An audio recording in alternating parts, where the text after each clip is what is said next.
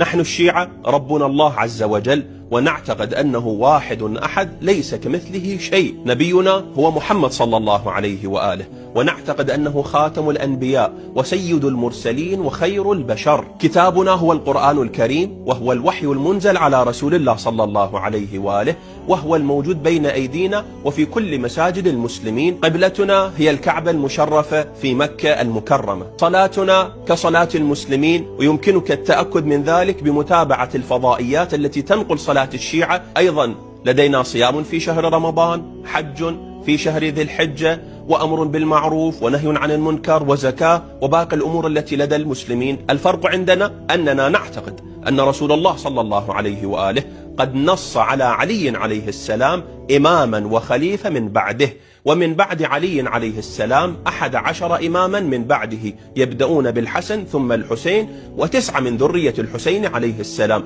ينتهون بالمهدي عليه السلام. هناك اتهامات كاذبة للشيعة، واحد منها أننا نعتقد بمصحف فاطمة وليس بهذا القرآن.